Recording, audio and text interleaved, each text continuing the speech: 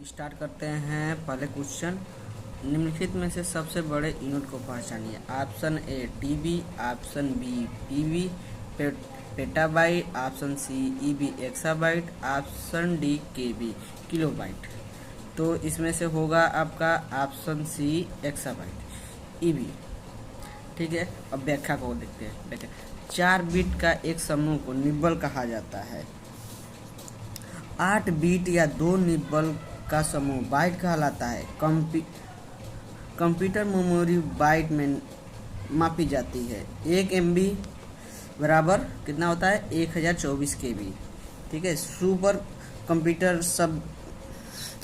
Computer में शब्द लंबाई परास 64 बिट का होता है।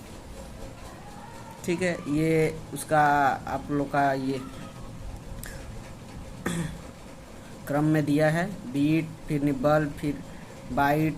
सबसे छोटा बीट होता है, फिर निब्बल होता है, फिर बाइट होता है, फिर किलोबाइट होता है, फिर मिनट होता है। ठीक है, फिर सबसे बड़ा होता है आपका ये YB योटाबाइट। क्या होता है योटाबाइट। उसके बाद जेटाबाइट। क्या होता है जेटाबाइट। उसके बाद होता है ईबी एक्साबाइट, जो ऑप्शन में दिया था एक्साबाइट। क्या दिया था एक्साबाइट। ठीक है, अब आते हैं हम लोग दूसरे क्वेश्चन पे। उत्तर प्रदेश के कितने जिलों की सीमा बिहार राज्यों से स्पर्श करती है? तो उत्तर प्रदेश की 7 जिला बिहार सीमा से स्पर्श करती है। और कौन कौन सी करती है? व्याख्या। प्रदेश के 7 जिलों की सीमा 7 बिहार राज्यों की सीमा को स्पर्श करती है। पहला महाराजगंज, दूसरा कुशीनगर, देवरिया, बलिया, बागीबनिया, गाजीपुर, चंदौली, सोनभद्र। ठीक है, अब आते हैं हम लोग तीसरे क्वेश्चन पे। उत्तर प्रदेश के राजकीय चिन्ह पर कौन सी आकृति नहीं होती है? मछली, गंगा यमुना नदियाँ, तीर धनुष, सिंह। तो कौन सा? सिंह का निशान नहीं होता है।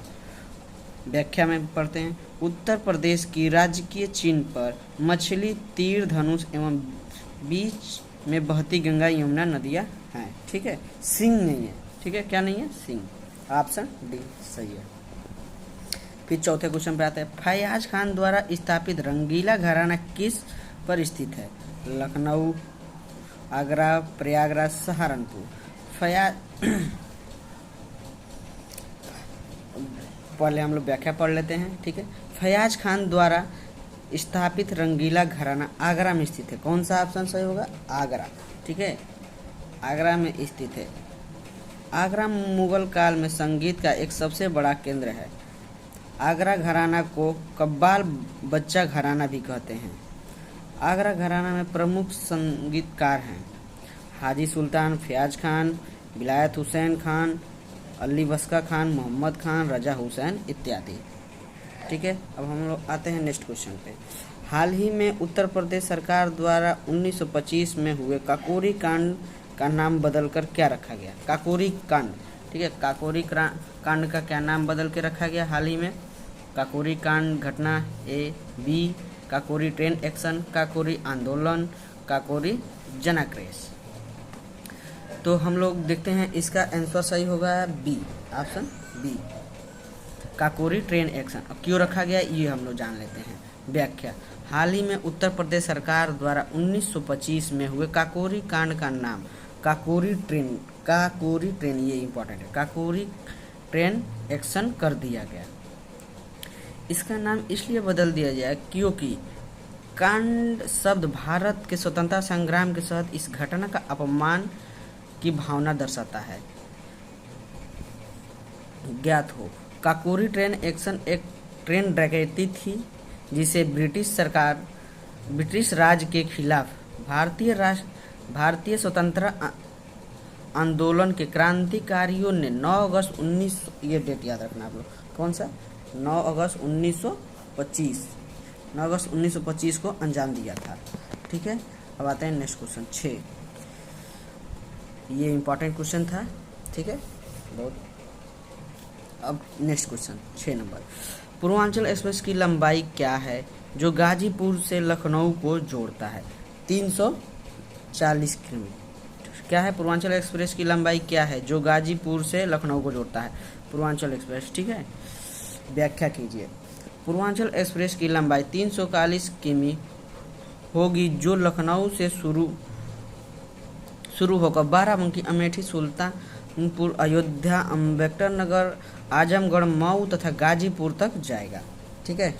ये और आप लोग को एक क्वेश्चन और मैं आप लोग से पूछता हूँ कि सबसे बड़ा एक्सप्रेसवे, सबसे बड़ा ये भारत की सबसे बड़ा एक्सप्रेसवे कौन सा एक्सप्रेसवे है, ठीक है। ये आप लोग से क्वेश्चन है, कमेंट बॉक्स में आप लोग लिख के बताइए कौन सा क्वेश्चन है। अब आते हैं हम लोग नेक्स्ट पे, ये अगले वीडियो में मैं बताऊंगा, ठीक है।